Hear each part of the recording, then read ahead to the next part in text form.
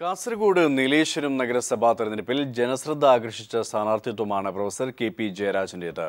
അധ്യാപകൻ, സാംസ്കാരിക പ്രവർത്തകൻ, പ്രഭാഷകൻ തുടങ്ങിയ നിലകളിൽ ഏറെ ശ്രദ്ധേയനായ ജയരാജൻ മാഷി LDF സ്ഥാനാർത്ഥിയാണ്.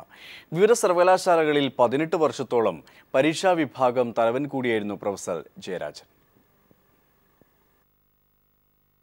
5 വർഷം പ്രായമായ നീലേശ്വരം നഗരസഭയുടെ ഭരണം LDF അതിന്റെ സാരഥ്യത്തിൽ പ്രൊഫസർ കെ.പി. ജയരാജൻ ഉണ്ടാകുമെന്ന് പ്രതീക്ഷിക്കാം. മംഗലാപുരത്തെ പ്രശസ്തമായ ഏനപ്പോയ സർവകലാശാലയിൽ ഇപ്പോൾ പരീക്ഷാ കൺട്രോളറാണ് പ്രൊഫസർ ജയരാജൻ.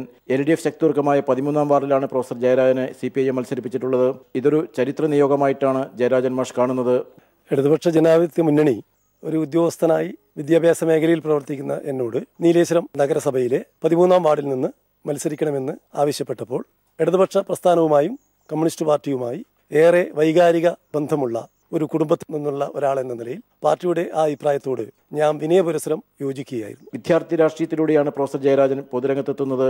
SFIയുടെ അവിഭക്ത കണ്ണൂർ ജില്ലാ കമ്മിറ്റിയുടെ നേതൃത്വ നിലയിലുണ്ടായിരുന്ന ജയരാജൻ കാഞ്ഞങ്ങാട് നെഹ്റു കോളേജ് യൂണിയൻ ചെയർമാനും കോഴിക്കോട് സർവകലാശാല യൂണിയൻ കൗൺസിലറുമായിരുന്നു. സർവകലാശാല അക്കാദമിക് കൗൺസിൽ വിദ്യാർത്ഥി പ്രതിനിധിയുമായി. കാഞ്ഞങ്ങാട് നെഹ്റു കോളേജിൽ ചരിത്രാധ്യാപകനായിരുന്ന പ്രൊഫസർ ജയരാജൻ കണ്ണൂർ സർവകലാശാല നിലവിൽ വന്നപ്പോൾ പരീക്ഷാ കൺട്രോളറായി. 13 വർഷത്തെ സേവനത്തിന് ശേഷം മംഗലാപുരം ഏനപ്പോയ സർവകലാശാലയിൽ ഇതേ സ്ഥാനത്ത് തുടരുന്നു. ഉന്നത വിദ്യാഭ്യാസ രംഗത്തെ സംഭാവന കണക്കിലെടുത്ത് ഭാരത് ജ്യോതി ദേശീയ പുരസ്കാരം ലഭിച്ചിട്ടുണ്ട്. കോഴിക്കോട്, കണ്ണൂർ, ഏനപ്പോയ സർവകലാശാലകളിൽ നാഷണൽ സർവീസ് സ്കീമിന്റെ പ്രോഗ്രാം കോർഡിനേറ്ററായും അധിക ചുമതല വഹിച്ചു. സാക്ഷര കേരളം പദ്ധതിയുടെ ഏറ്റവും മികച്ച പ്രോജക്ട് ഓഫീസറായിരുന്ന പ്രൊഫസർ ജയരാജൻ നിരവധി സാംസ്കാരിക സംഘടനകളുടെ ഭാരവാഹി കൂടിയാണ്.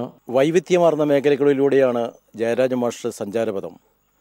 നീലേശ്വരം നഗരസഭയിൽ LDFന് ഭൂരിപക്ഷം ലഭിക്കുകയാണെങ്കിൽ ഭരണത്തിന് ചുക്കാൻ പിടിക്കുക എന്നതാണ് പുതിയ നിയോഗം. ക്യാമറാമാൻ ഷൈജു ബിലാത്രയ്ക്കൊപ്പം സണ്ണി ജോസഫ്.